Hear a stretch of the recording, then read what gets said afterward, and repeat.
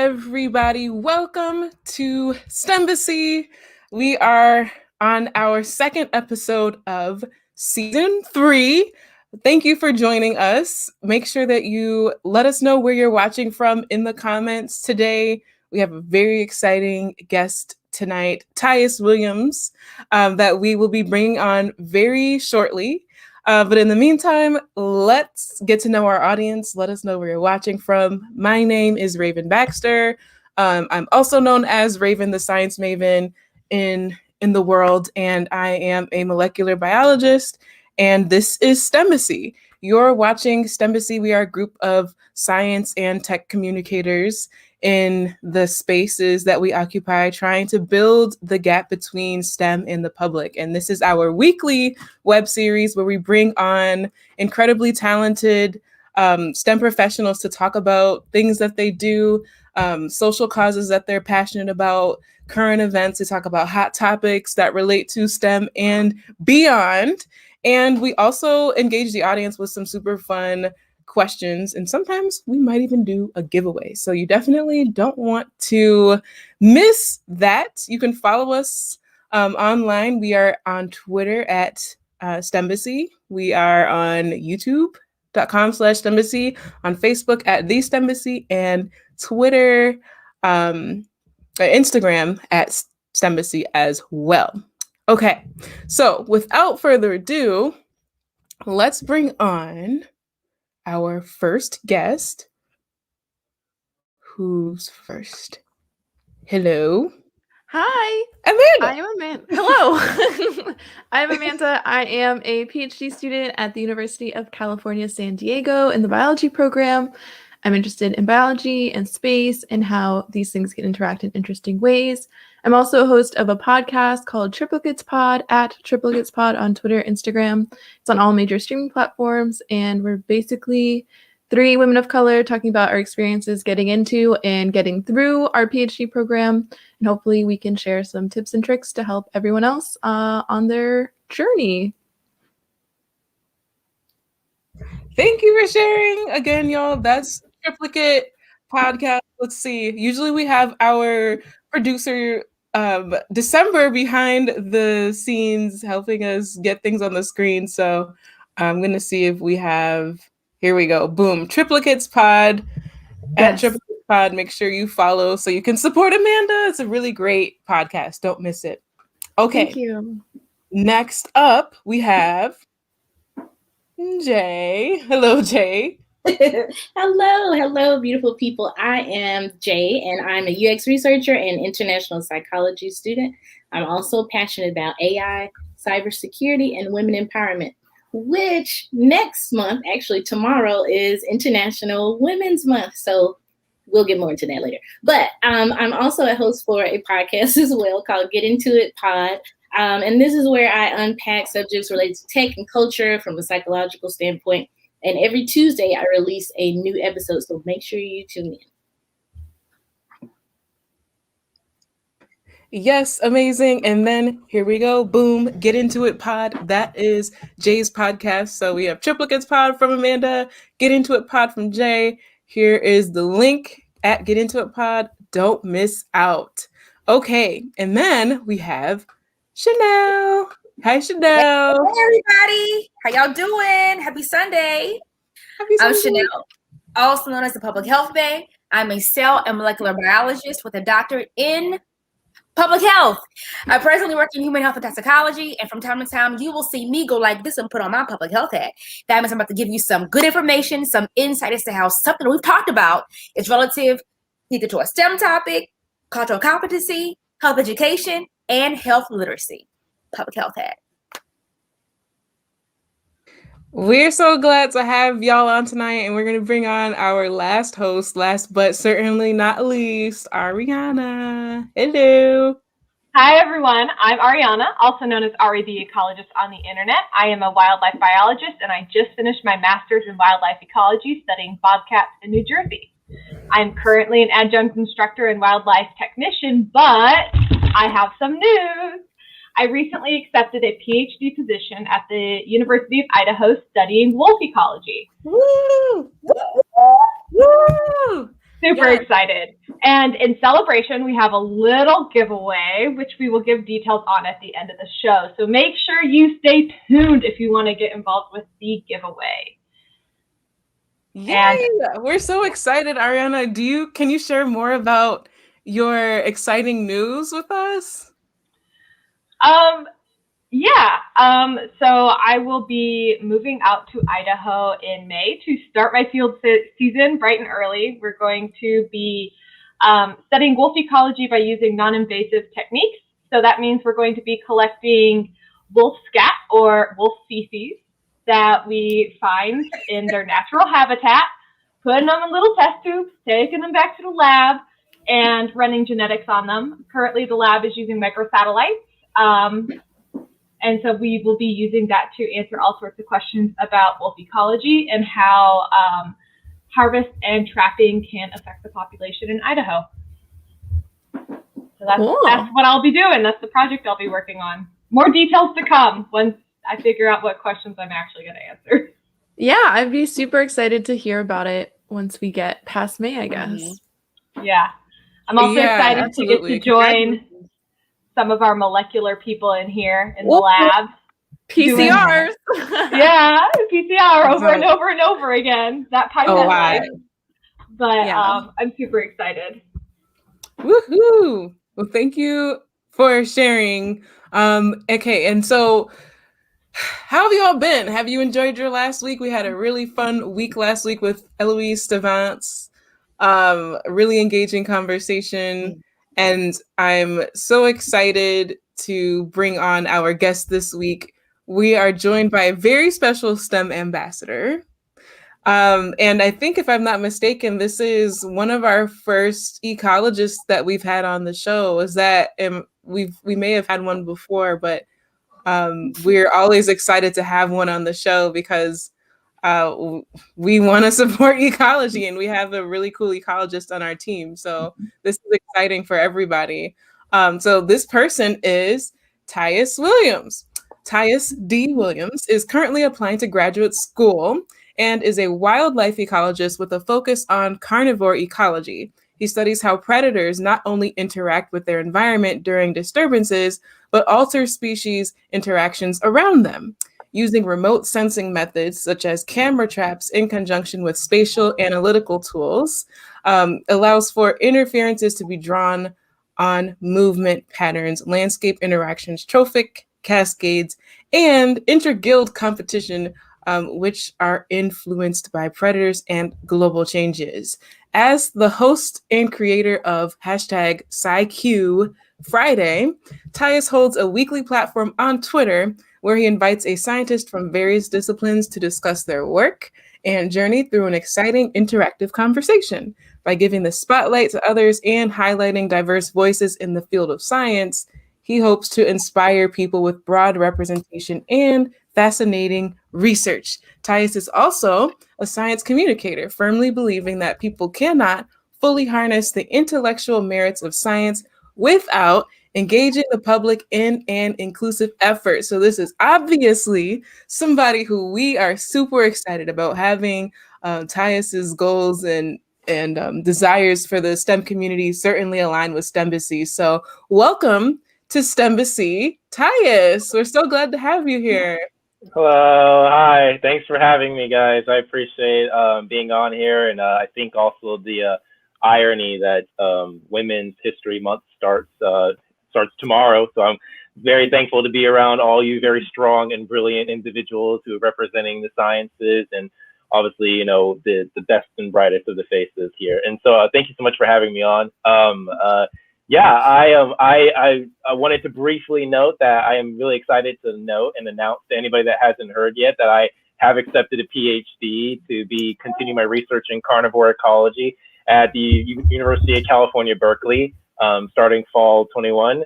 And I'm floored to be able to continue my research studying carnivores and how they're influenced by global changes in human disturbances and environmental disturbances. So we'll see what happens in the future, but I'm ready to get busy and get some work done and continue science communication. Congratulations. Congratulations. Thank you. I appreciate it. Wow. Goodness gracious. Well, before we get started, let's go ahead and talk about the charity of the week so that everybody makes sure they can go and donate if they have the means, check them out, provide them some likes if they have social media. So this week we have the Atlanta Community Food Bank and the Houston Food Bank. So the Atlanta Community Food Bank's mission is to fight hunger by engaging, educating, and empowering our community. They work with more than 700 nonprofit partners to distribute over 65 million meals across Metro Atlanta and North Georgia. The Houston Food Bank's mission is to provide food for better lives by helping others achieve long-term stability. Both are members of Feeding America. And you can donate to the Atlanta Community Food Bank at acfb.org and the Houston Food Bank at houstonfoodbank.org. And I just want to say I'm from Texas, and Texas has been going through some times these past few weeks. So Houston Food Bank is also near and dear to my heart. I know a lot of people are struggling in Texas, in my home state. So these charities are very near and dear to us. And so if you have the means, please go and donate. Tyus, you selected these charities. Is there any other additional reasons like why these came to mind? I think there's I kind of like come to an epiphany. I feel like over the past few months, I think being under the pandemic, I feel like we've all had a lot of time to think about like what we want for the world, but like what we want to put out with our endeavors, and all the things that we're invested in. And I think like I desire and I wish to do more for, I feel like, the communities that are underserved and underrepresented. And I feel like with you have a platform, I feel like there's a tremendous responsibility that comes with it, not only to disseminate accurate and informed knowledge to the public who don't have the accessibilities to those things, but also to utilize it for the good and the prosperity of all individuals when it comes to their well-being. And that also coincides with human welfare. And I think one of the reasons why I picked the Atlanta Community Food Bank and I picked the Houston Food Bank is because a lot of people are suffering in the world. And while we inevitably have to look after ourselves, we inherently have to establish community and camaraderie and a bond to be able to look out for others around us. Everybody's struggling, everybody's having a hard time with this. That doesn't mean that we can't extend the hand and try to make things a little bit better for those who are suffering through worse conditions, which we realize has always been a reality. And I think that's why I utilize these two organizations, because I want to help and I want people to know that like there are people out there who, regardless of the pandemic, are still struggling disproportionately compared to many other individuals in society. And that hasn't changed just because we're all sitting in our houses. So I want to give more a highlight and showcase that. And I want to hopefully maybe help those people who are in need. Awesome. We agree completely. Or at least I do. I don't want to speak for everyone else, but I'm assuming everyone else is on the same page. For sure. Awesome. Well, thank you so much for sharing these causes with us. And just to break the ice a little bit, what is the craziest experience you've ever had in the field doing research? Oh, that's a great question. Let me think. My craziest experience. So I think it was when I did my senior thesis when I was in my undergrad. I studied jaguars in Belize. I was looking at I was estimating the frequency of spatial overlap in the Mountain Pine Ridge Forest Reserve. And so in order to do that, we're using remote sensing techniques because we're using a non-invasive approach, which I think is always the best thing to do on an ethical standpoint. But so we had like 50 camera traps that we set up. And I think like within the first couple of weeks when we were setting out our camera traps, we were setting out our camera traps, I think about like three or 4 days passed, and we came back to check the SD cards and pull them off because we had to manually like swap them out so we can get the photo data and the time state damp period.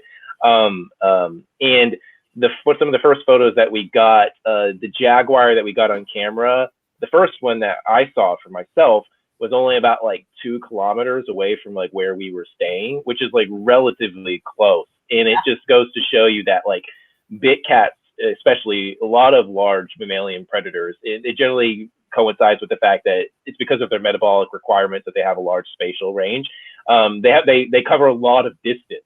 And it was kind of just like, it made me realize that like I was not in the safety of like an American suburb and like merely just like surrounded by a wild mountain pine ridge, cloud forest. And it was exhilarating. And it was probably the craziest thing that happened to me, because I just realized I was like, that's not far. Like I could easily jog to that, like 2 kilometers to like where it was. And it was like that jaguar, if it wanted to, could have easily came onto the ranch. It wouldn't have been a problem for it. And so it was just like, and the thing is that like there's a building from the house that we stay in, and then there's like kind of like a computer internet room. And so sometimes I'll just like walk to the computer internet room in the middle of the dark. So I'll just like go there.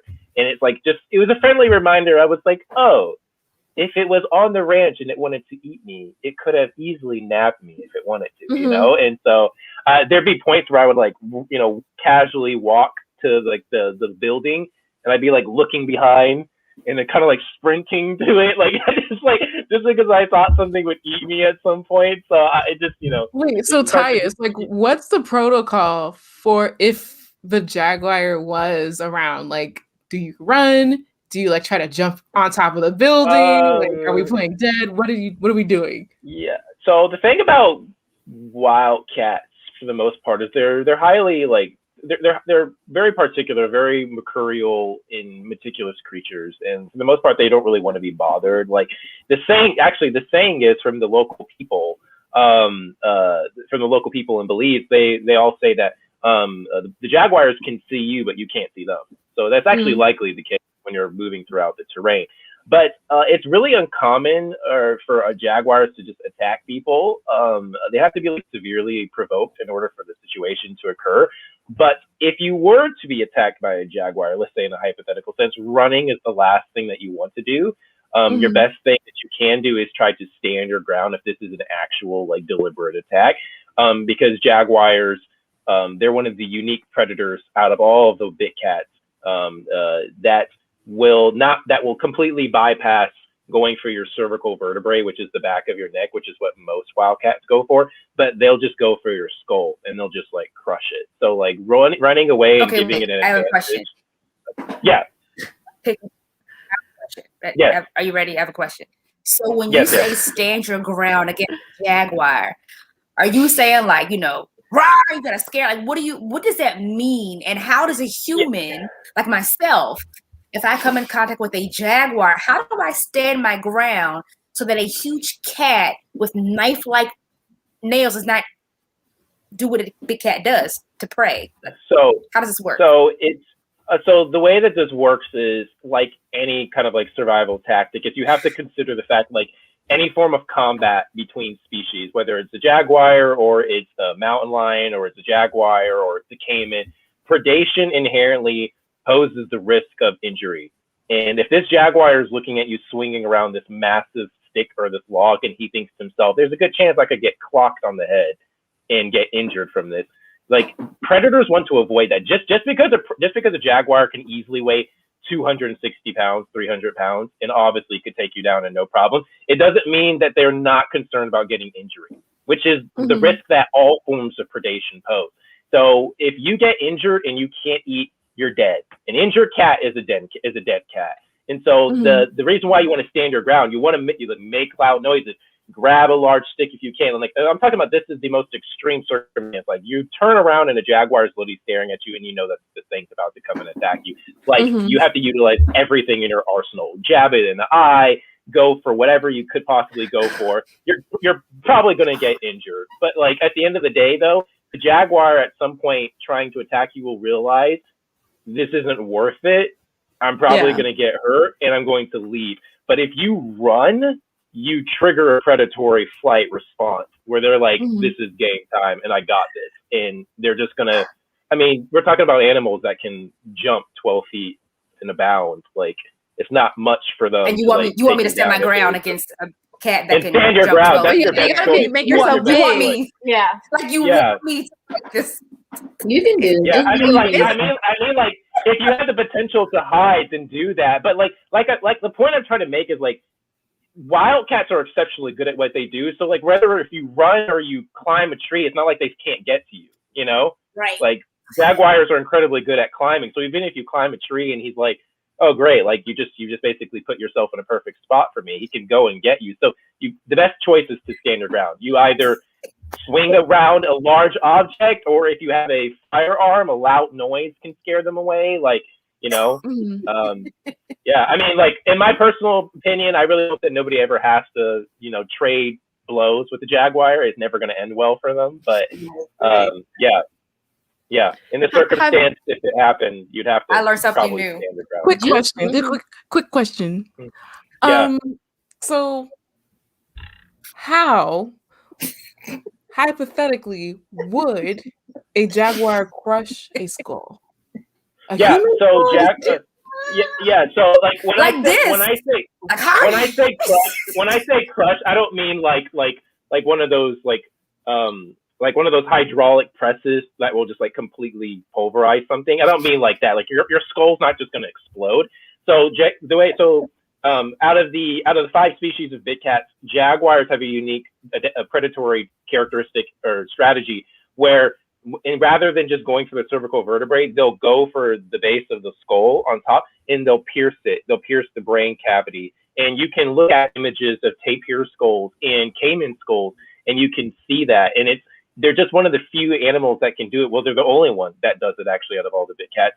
Mainly also too because jaguars can open their mouth the widest out of all of the big cats too. So they just have an ability to really fit their mouth around your head. So it's like, why go for the neck and potentially injure something while they're maybe inhibited and wait for them to die, or be partially injured and not fully succumb to the fatal blow, than just completely piercing their skull and then killing it in one quick move. In my opinion, that's what I would do if I was a jaguar. I'm like, I'd love that. We're not making this any easier to fight off. Okay, but Chanel, we are not in a jaguar infested area. Are we not? Well, actually, wait. So how do these evolutionary fighting tactics evolve over time? Yeah, that's actually a great question. I don't know the complete answer to that, but my assumption could probably be it's probably a factor of probably trial and error in situations and adaptive responses that big cats have dealt with over time. Jaguars naturally having maybe a larger jaw span, and whether it's the masseter jaw muscles or whether the dentary or jaw bones are fixated in a way that opens larger for them purposely, has allowed them over time, when they're particularly going for the neck, they probably found themselves in situations eventually grabbing onto the head to maintain hold, and probably at some point we're like, this works for me. Like I'm actually able to subdue this prey item by just completely piercing the skull. And they probably have led to that over time with that characteristic or that skill being passed down through evolutionary fitness. So the ones that got it right and they utilized it to their advantage have probably passed it down through their lineage, not on a genetic level, but through a behavioral and social transmission. So like a family tradition. Yeah, basically. I mean, they're kind of like learning it, I mean, it's instinctual for them. Okay. Come on. I mean, yeah. This is so really awesome, cool. Tyus. This is so awesome. It is. It really is. Yeah. Chanel, for you, all you have to do, look, it's not going to happen. But if it does, just, you ask an honorable question, just play. Wear a big hat. Well, big hat. You said wear a big hat, Amanda? Yeah, because we have big cats here. We have big cats in Maryland. And we have, we found out we have coyotes too now. They're here now. We have coyotes and big cats in Maryland. Yeah. That's awesome. What big cats other than bobcats do you have in Maryland? I'm curious about Maryland. I consider a bobcat a big cat. Oh, okay. I consider that a medium size cat. You mean the sense that it's a large cat. Gotcha. A large cat. Yeah. No, bobcats a large cat. Get big. Have you ever seen a bobcat take down a deer like by itself? Yes, in my backyard. Literally. Yes. It's terrifying. They're capable of it. Yeah, it's very interesting to see. Yeah. I will say, people really underestimate bobcats. No. I was gonna say, if you come across a bobcat, the being big and yelling and stuff will probably work with it. Yeah. They tend to not like humans all that much. They're like, I'm out. Bye. Yeah, and the same goes for jaguars. Like I should have also led with the fact too that like there's a deeply rooted cultural vindication that is tied with jaguars throughout the Central and South American regions because of human wildlife conflict, Belize historically was a British timber colony, unfortunately, and obviously reducing habitat, and obviously the deforestation and timber logging. Those people eventually came across jaguars over a period of time, and through that exposure and that cultural conditioning, jaguars know people. Like they know what we look like, they know what we sound like, and they avoid us. They operate on the peripheries and the boundaries of their habitat, and they want to avoid us by all costs. So that's why I say, like, it would have to take a very extreme situation for like a jaguar to just literally like want to attack you. Like they really don't want anything to do with us, and they know that for most circumstances, if they step on property or pastoral lands or agricultural land, that can mean certain death for them. But now a lot of people in Belize have turned over and they're like supporting the jaguars and helping to protect them, which is awesome. Oh, wow. I love that. That's exciting. I have a question. So at Berkeley, are you going to be sticking with jaguars and cats, big cats, or are you going to be switching taxonomic group?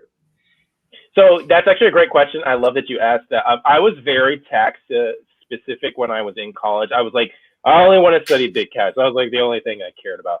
And obviously, as everybody matures and grows throughout their scientific journey and their maturity, it's like I realized, I was like, oh, there's this whole class, like this order Carnivora now. There's like 250 species now, like, and it just gives me so much more opportunity to look at so many different groups and guilds. And I think that's when I kind of started to kind of cascade or kind of like transform into like studying carnivore ecology, I think, as a broad group. But to answer your question specifically, I'm not focusing on jaguars for my thesis in my PhD. I wrote my NSF grant where I'm looking at potentially investigating how agricultural development exacerbates inter-guild competition for African carnivore communities. So if everything goes well and it kicks off right, I'll be looking at carnivores entirely in Africa based on like the country or the region that we'll be studying in. So yeah, I'll be looking at carnivore communities as a group in Africa, but there are also many wildcats also in Africa. So maybe we could get some on camera. That'd be really cool. That's awesome. Really interesting. Yeah. I look forward to seeing where you end up going with it. Yeah, I'm still finalizing it. There's so much to figure out. I just literally just wrote another proposal as a backup plan. But I just love the question so much, especially because like I kind of came up with it myself. I just kind of like thought about it one day, and I think there's a really big opportunity to look at how human disturbance in human land use is potentially increasing conflict within a carnivore community. It's like, we understand in the world that we currently live in now with human globalism and urbanization that habitat availability in human land use reduces those the space use and spatial availability that relies on resources and resource allocation for a lot of individuals and communities when it comes to ecology. But I feel like there's a rather underlooked and rather notably valuable question to look at, like how human land use and the restriction, the constraint of habitat availability over time and in the coming future magnifies conflict within communities specifically, and understanding that. So it's like, I think there's a really valuable opportunity, and there's a lot of potential to look at, like, here's what's happening. Like we're recognizing that, all these carnivores that co-occur and overlap in diet are actually having increasing in combat and competition more because of their limitation in landscape connectivity and habitat availability. And so it would just be really cool to like do a compare and contrast between developed areas and undeveloped areas and look at, like, here's what we have and the difference between species here that are present versus the ones that aren't because of maybe being locally extinct, because of what's occurred over a period of time, or just dispersing from the area because of the risk avoidance strategies that they utilize. So it would just be really, really fascinating, especially because so many carnivore species in Africa. If I'm correct, I think there's like 56 species of carnivores, or 74, but out of those, 26 of them co-occur, and they all have a similar form of dietary overlap. So you have a lot of animals that prey on certain animals: leopards, hyenas, lions, African wild dogs. Like, they're all going after similar ungulates and herbivores of a weight class to some degree. And because of that, if you were to bind them or constrain them to a spatial dynamic, you would force them to have to compete on a more severe level for those same food items. and that can lead for some very drastic results for many of them. Right. So this would be in Africa. How would you be studying this? Like, do you set up cameras? Are we satelliting? Like, what does that look like? Yeah. So there's a couple of ways. Obviously, I still need to develop the idea because I think there's probably more efficient strategies. But on a tentative approach right now, the idea was to take multiple habitat patch sites that are undeveloped and developed. So working with the indigenous and native people and getting their perspective on like what they've seen as well. And I think that's really important for me too, because I really want to dismantle parachute science. And so I want to like get their perspective, and I want to see what they've seen. Like, hey, what have you seen lately? Like, have you seen this stuff over here? And creating grids of camera traps that we can put in those developed areas to therefore create a species index of carnivores in the area. And we can utilize that. We can utilize the count or an index of the number of animals that we see and apply that as a kernel density on a spatial element. So you could create basically like a blimp of a concentrated bubble showing you like, here are the number of species in this area based on, number of square kilometers and the concentration of them throughout the habitat. And then doing the exact same thing in the undeveloped habitat patch site, and then comparing and contrasting them, looking at a Shannon species diversity index. So I should have led with, prior coming into this question, that one of the things that I'm interested in is not only looking at how human development exacerbates conflict between carnivore communities, but also looking at my assumption of how it affects carnivore species diversity. So we're comparing and contrasting and looking at it over a gradient of time. Yeah. Really cool question. Hey, Tyus, I have a question about, we were talking about, the conflict in the carnivore community. I want to take a step back just because I want to make sure that I understand. So Sure. You know how they say that wolves have an impact on the environment, like a positive impact on the environment? Do big cats or specifically jaguars in your instance, are we seeing a environmental impact, a positive one, by having them in the environment? Yeah, so you mean like do they so where's their niche? Like, do they, that's what you're saying. So yeah, do they like what's their influence on the trophic level? Yeah, what's their niche? Yeah. So Right. not even just jaguars, predators in general. So we could just take carnivores as just an entire group. Predators are inherently valuable to ecosystems because at the end of the day, whether it's multicellularity, single-celled organisms, archaea, anything that's pretty much a heterotroph, from what I understand on a biologist level, but like predation drives everything. Nobody wants to get eaten. Like that is the worst thing that could happen to any living organism at the end of the day, is to survive, reproduce, and expand your progeny into the next generation and pass on your genes. Predation drives animals' movement patterns in a particular way throughout a landscape. So for example, lions or a herd of lions or a herd of hyenas or a herd of wild dogs hunting, whether it's Thompson's gazelles or kudu or impala, they have a naturally embedded fear and risk avoidance strategy ingrained inside of them. It's what keeps them alive. They're constantly looking over their shoulders. They're grazing, they're altering grazing patterns. Somebody's looking and keeping watch. Somebody's putting their head down. If you keep your head down, you can't see what's creeping up on you.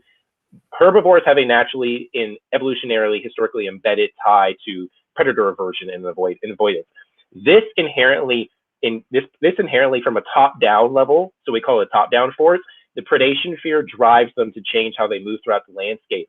And because they're grazing species, and a lot of this causes for seed dispersal throughout a landscape, this actually benefits landscape heterogeneity because they're not basically feeding on one specific patch, so what they could eventually overgraze it and reduce topsoil, soil quality, and nutrient cycling. So the predators keep them moving. And this is really important for landscape health. This is important for plant gaps and closing communities and spreading gene flow across the landscape as well. So basically, the top-down flow goes all the way down to the producer level with predators, and it's really cool because you can look at when predators aren't in a system, herbivores will overgraze and overbrowse everything. And as you know from the very iconic example of wolves in Yellowstone, that's a prime example of how predators have a trophic ecology influence.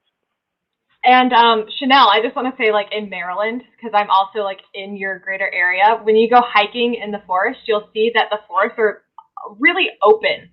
And it's because deer have overbrowsed the understory because there's so many white-tailed deer. Dude. And there's no carnivores that are eating them, and humans aren't doing a good enough job at harvesting deer enough. And so you can see forests that have a large population of deer look different than forests that don't. So that's something that you can just see out hiking like around in your local area in the eastern U.S. And so thank you for reinforcing that, because that's exactly where it came from when I heard him say that, you know, that the big cats eat the deer. I was thinking to myself, like, well, we have a huge deer problem down here because, like Ariana said, they eat everything. So we actually have a legal hunting season in Maryland because there's so many of them. And it's not just for the deforestation. It's also because here in high traffic areas, deer are one of the major causes of insurance claims in cars. They're running into the streets, and people are hitting them.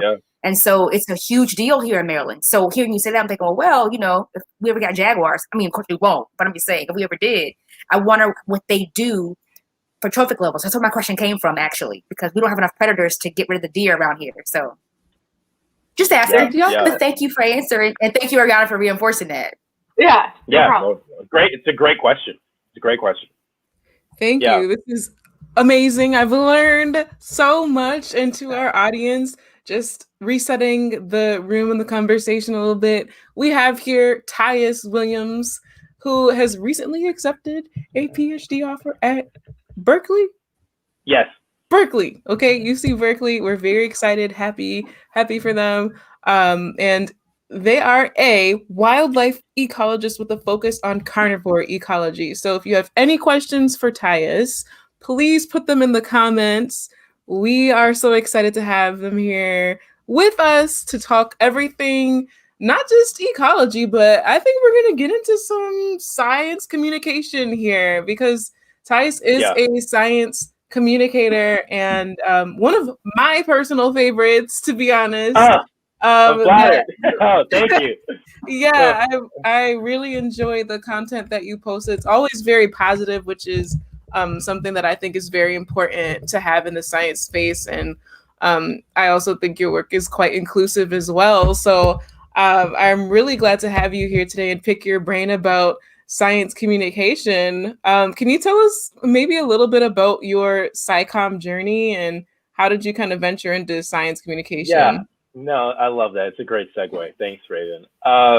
When my SciComm journey, I feel like I have always been a science communicator, probably since the day I was born. If you ask my mom, I was like the kind of kid that was like, you know, I'd be like, Mom, like, look at this, this olfactory foramen, like on like the skull, or like, like just words that like nobody is aware of as a kid. I'd be like, oh wow, like that dentary squamosal articulation, like fascinating. Like, and my mom would just be like, that's nice, Tyus. I have no clue what he says half the time. I'd be like, brachiosaurus. It's like, that was like me as a kid.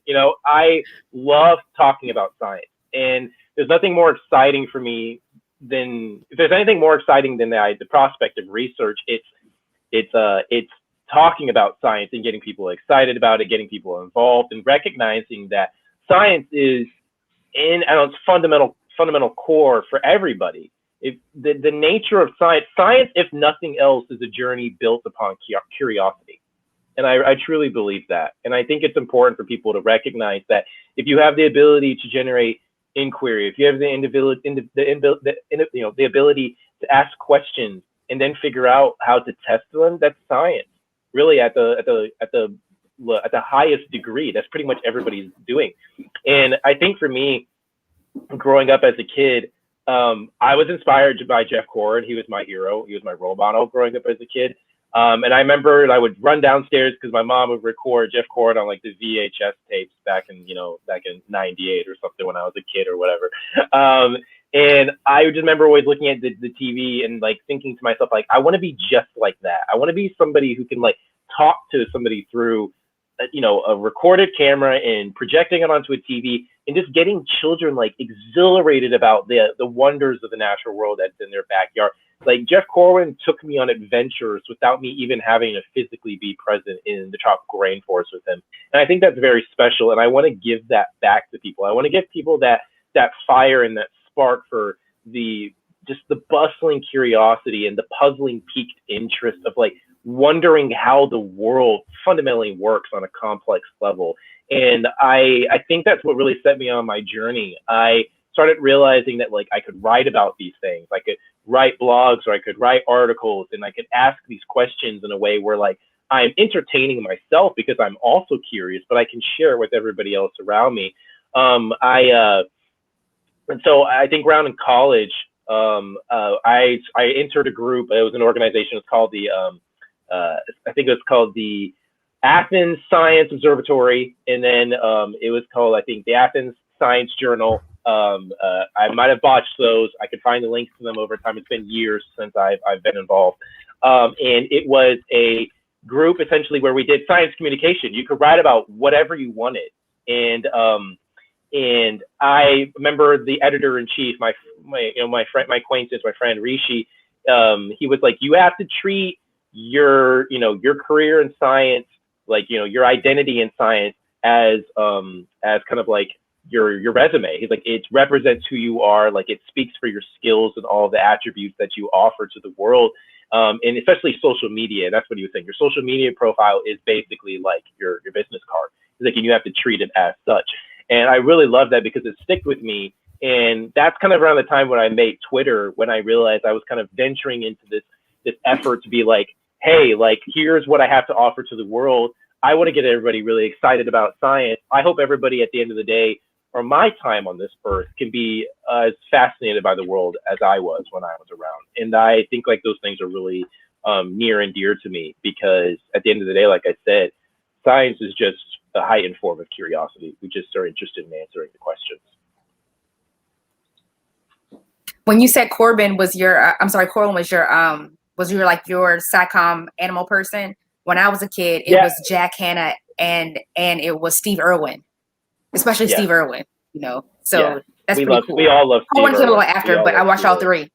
Yeah, I watched all three. Yeah, I just like Jeff more. Not that Steve Irwin wasn't unique in his own, and that's why I like people like to compare them, but I think you can't, because they're just inherently different people. They're inherently different people. Yeah, but they're so different, and I feel like I connected with Jeff more on kind of like, I think it was the language and the vernacular, and I was really into, like I said, like the vocabulary as a kid. I loved that, like, he would like just pick up a snake and he would throw out, the scientific name. He'd pick up like some gaboon viper and he'd be like Bitus gabonica, like West African gaboon viper. And I'd be like, that's going to be me. I just want to be able to like throw out taxonomy like when I get old enough. And it's funny, That's awesome. a couple of years ago, I was watching some reruns of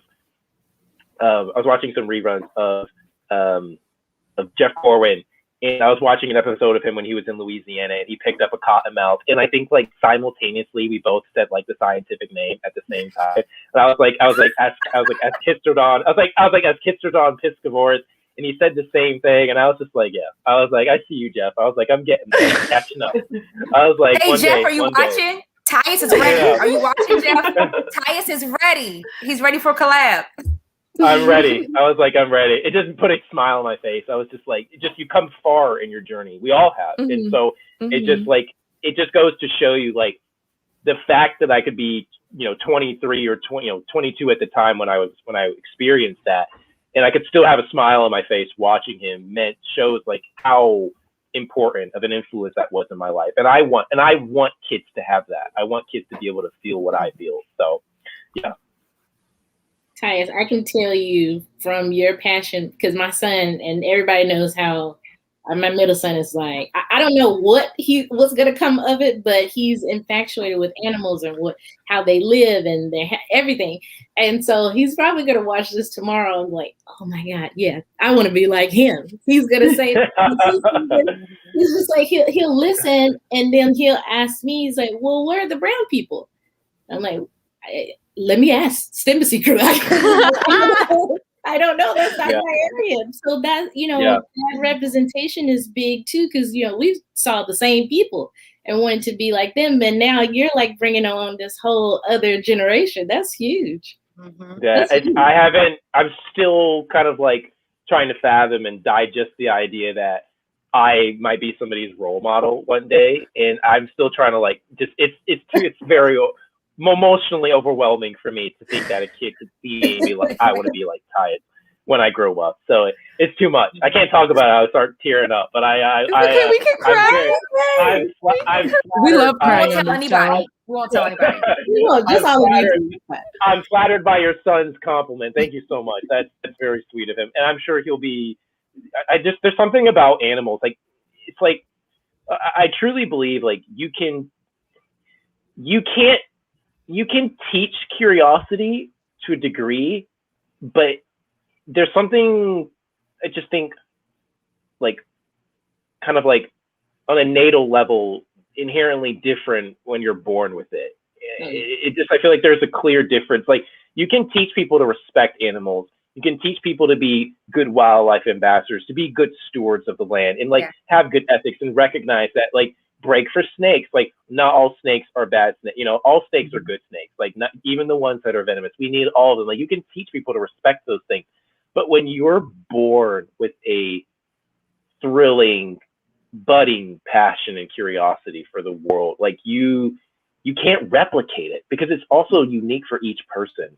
And I think when people have that spark, that fire that really drives them, like you really have to nurture that, you know, and you really have to let that blossom and cultivate into something that lets them be the person that they're supposed to be in the world, which is, I feel like, you know, I don't believe in destination. I don't believe in like predestination, but I believe that some people truly, you know, were born for a reason to some degree, like, and like that skill takes them somewhere to the fullest level. So absolutely. Yeah. Now look, Ariana is usually my go-to for him. So now I have two people. I'm just saying. Oh, good. You can give me a day off, Tyus.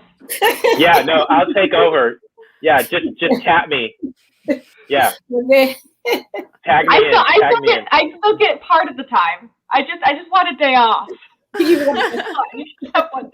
I love questions. I love it when people like email me and like ask me questions. Yeah. He would definitely have him for you. Okay, I'm noting. So I'm piggybacking on your saying that you like questions. The SciQ Fridays that you host. Do you want to talk about that and like what has that experience been like for you? Like to be involved in like facilitating that? Yeah, no. So that's awesome. I can't remember the exact day when I first launched SciQ Friday. It's, you know, its earliest inception. But I remember thinking about like what I really wanted to bring to Twitter aside from just, you know, information, disseminating knowledge and scientific factoids and, you know, all those kind of forms of inquiry and questionnaire. And I was just kind of thinking more, I was like, there's so many people who are underrepresented in STEM. I was like, what if there's a way that I can kind of highlight that in a unique model on Twitter itself? And I kind of coined the idea of SciQ Friday, which is like a brief online interview between two people in a thread format. And it's just been so much fun for me. Like I really want to shine the light on those who are brilliant. And I love smart people, and I love talking to people about what they do in their research. And I want to use SciQ Friday as a platform to boost those people. Because one, I have a large platform now and I have the ability to do that and I want to. And two, because there's so many people on the planet doing such incredible things that I think people should be aware of, but they never have the chance to really like show people all the cool stuff they're doing. And unfortunately, it's a factor of, you know, unfortunately social media suppression or algorithms that, you know, don't work in their favor, which is ethically and, you know, naturally dogmatic, which is the problem. But it's, and that for me, I'm like, okay, well, what can I do? And so I've created this forum. I've created this platform to give people the spotlight and enhance their voice. So SciQ Friday has been a very fulfilling experience for me when it comes to inclusivity and in creating, you know, more diverse and broad representation of scientists, because I've had so many incredible guests on that have had the ability to share all their research. Recently, you know, I had on Jess Phoenix. She talked about volcanoes and all of her research, and it's just awesome. It's just like, not a lot of people know that people study volcanoes, and it's like, here's one, like, here's an example, and like giving those people that representation, like women in science, women of color in science, Black women in science, you know, and men of color and BIPOC and queer and LGBTQ plus, and all of those things encapsulated in one. So, yeah, it's been an incredible experience. I've been very thankful and fortunate to be able to have these conversations so far. That's so wonderful. It makes me so happy to hear that. And that's exactly what we try to do here too. Like there's so many underrepresented people in STEM, and we want to give them a platform, and we want to get their word out and make sure that they aren't being shadow banned by the algorithms and, you know, all that stuff. So thank you for also facilitating that. And I'm very excited for everyone to also tap into your PsyQ Fridays and those threads and be able to learn a lot more about people in their research through that. Yeah. Tune in to PsyQ Fridays. It's usually 6:30 p.m. Eastern Standard Time on Fridays. Yes. Wonderful. Yes. Thank you. What platform, Tyus? What platform is that on? Twitter. Tyus, Twitter. I like the fact that you're so, like, after hearing everything that you're doing, you're so intentional and strategic. It's not just, okay, I'm going to school to learn about this because this is my interest. But it's like every step that you're taking, you're building a community to bring other people with you. And that's huge. Not many people do that, unfortunately. So I commend you on it. That's amazing. Thank you.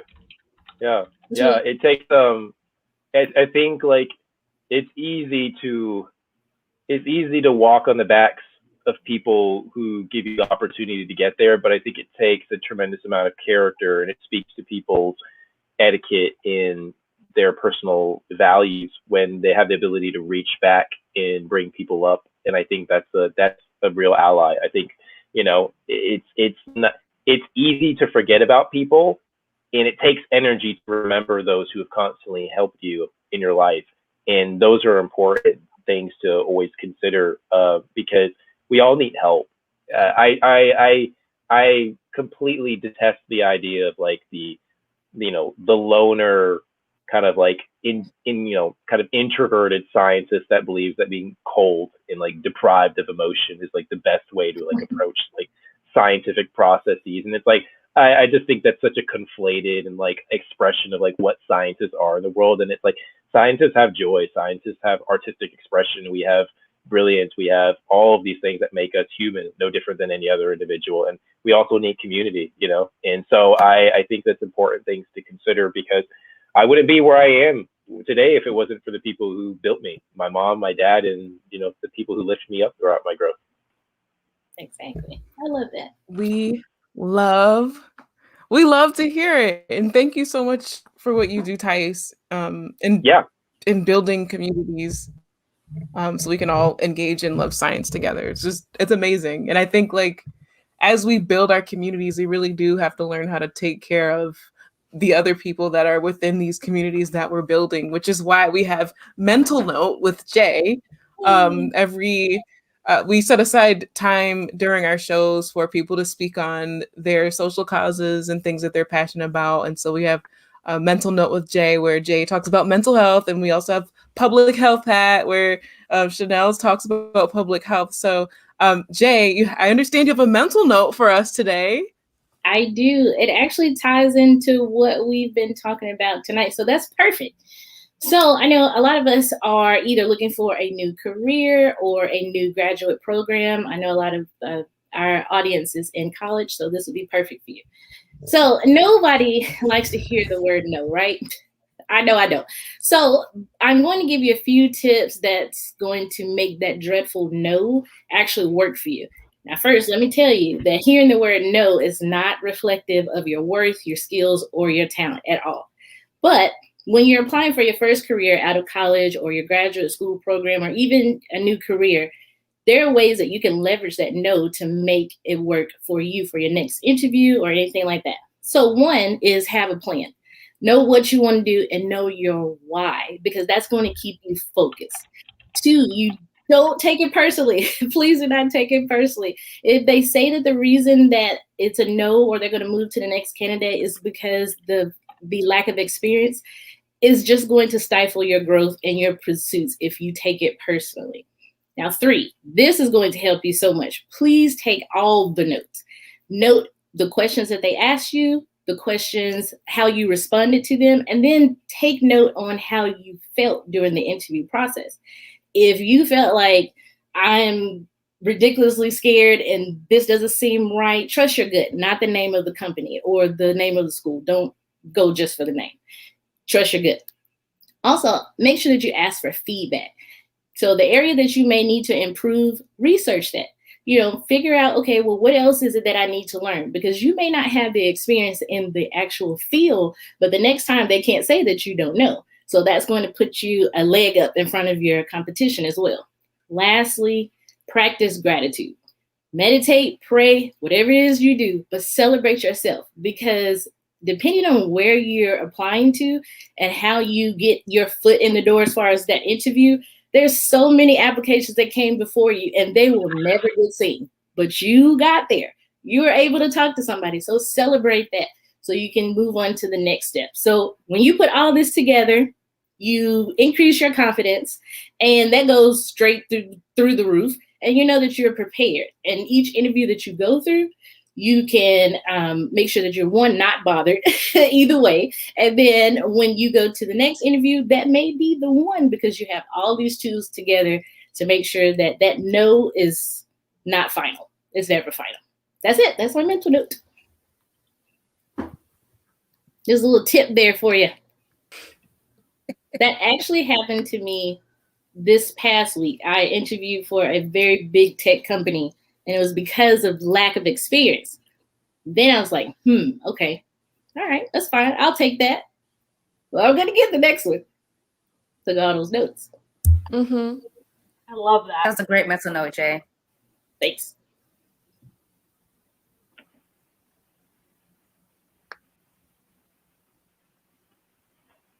Raven. Hello? Okay, I'm having some technical difficulties here. Can you all hear me? Yes. Yes. You're also having the worst computer problems I've ever had in my life. Like, I'm so sorry.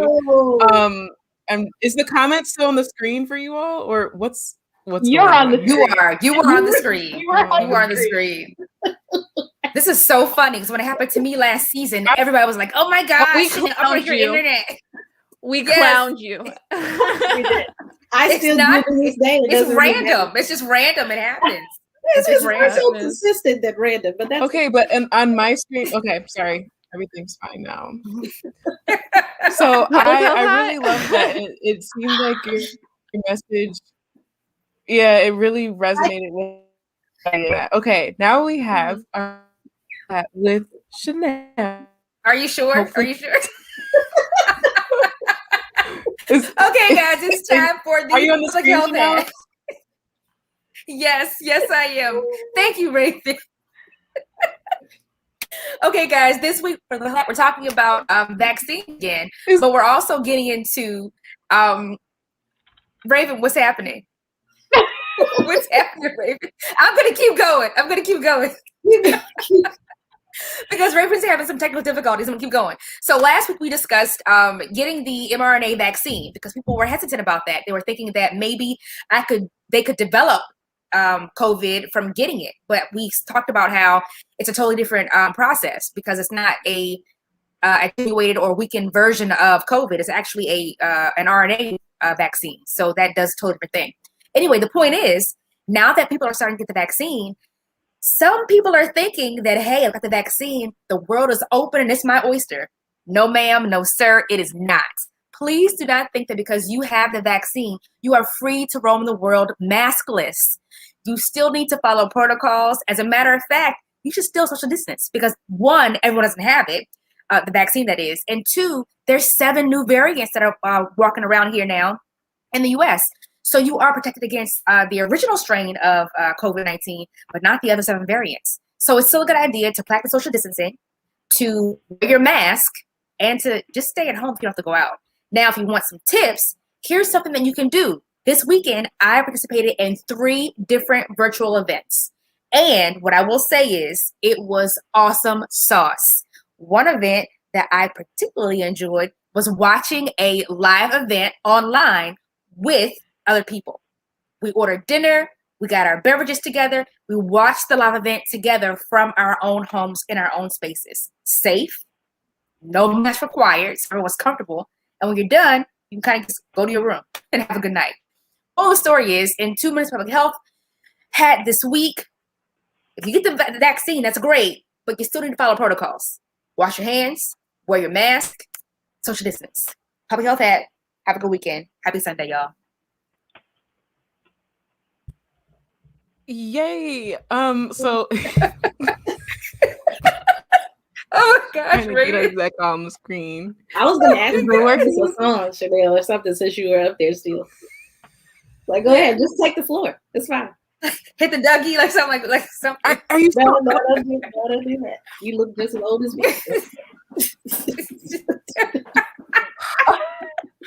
Oh my gosh. Are we back? Is it back? Live people. I think we're Everyone back. Yes, else is you're back. back. Not you, Raven, I You- guess. Well, should I go ahead and start telling about the giveaway that we're Yes, Go please. for it. Yes, Yes, Go please. for it. Yes, All guys. right. So in celebration of the PhD position that I accepted in Idaho, I am giving away one art print of some artwork that I have done. So That's this is a Giclée art print of a watercolor of a wolf that I painted. I painted this. Wow. And then I got an art print of it. And so it's a professional art print. It's archival quality. And so for a chance to win this, you can go to Instagram and follow STEMbassy, @STEMbassy, and follow @Ari the Ecologist. 2, you need to like the giveaway post because I'm posting it on Instagram right now. And number 3, you need to comment on the post. Comment below someone who has helped you get outside more and tag them if they're on Instagram. So if someone inspired you to go on a walk more or go outside and look at birds, tag them. And the winner will be announced next week on STEMbassy on our March 7th show at 8:08 p.m. And the winner will be contacted via direct message and have 48 hours to claim their prize. See in the Instagram post for all the rules and restrictions and details, but definitely make sure you check out our Instagram if you want a chance to enter in to win this art print. I feel in my spirit, I know who's gonna win, and I love that. That's absolutely beautiful, Ari. Thank you. That's really nice. I love it. That's awesome. I think It I is. see the winner. Is it you? It's He's like, I want it. I'm just saying. No, it's gonna be randomized. Those little randomizers. yeah, it's gonna be the like. Yes, it is. Random. Jay, don't do this live. They're always random. Tyus, thank you so much for being a part of our shenanigans this week. Thank you Yes. so much It's for been taking a part pleasure. in our I love it. shenanigans this week. Thank you. I love it. I love the debacle. It's amazing. Yeah. Raven's just like, I'm back, guys. I lost 30 minutes. I'm back. He's like, I'm back. Welcome. I was gone. Welcome to I was STEMbassy. gone. I was gone for half the show. I'm back now. What did I miss? No. No. I'm just We're just roasting joking. you. No. Oh my gosh. It's not funny if you don't get it. So here's what happened. This is so funny. I was using my Microsoft PC Oh, instead that's of probably why. Yeah, my MacBook. that's probably why. Ma'am, don't do this. Don't do this. Not- Don't do I this. promise you. There will I be know. no They send that for PC you for slander free. tonight, okay? Makes Oh. sense. We can fight about it after the show. How about Yeah. that? Yes. And so with that being said, let's say our goodbyes. That's so sad. Hot day. I know. That's so sad. That was very dreadful sounding. Welcome to STEMbassy, y'all. Where STEM ambassadors meet. All the STEM ambassadors. And we We meet. And we have And we act like- shenanigans. We act like this. We have shenanigans. So It was Um, established on shenanigans. yeah. I'd like to say What? thank you so much for your time with us, Tyus. Yeah. If you want to the audience, if you all want to see and hear more from Tyus, you can check him out on Twitter and Instagram at Science with Tyus, Tyus, Science with Tyus. And this week, again, we were fundraising for the Atlanta Community Food Bank and the Houston Food Bank. You can donate at acfb.org and houstonfoodbank.org. let me get that up on the screen for you really quick since I have a working and functional computer. Oh, yeah. Oh, yeah. And don't forget SciQ Fridays with Tyus on Twitter. Absolutely.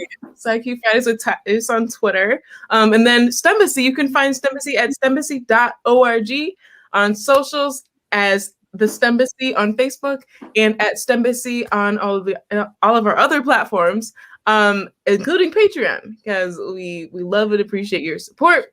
And then quick plug again for our hosts. We've got Amanda's Triplicates podcast.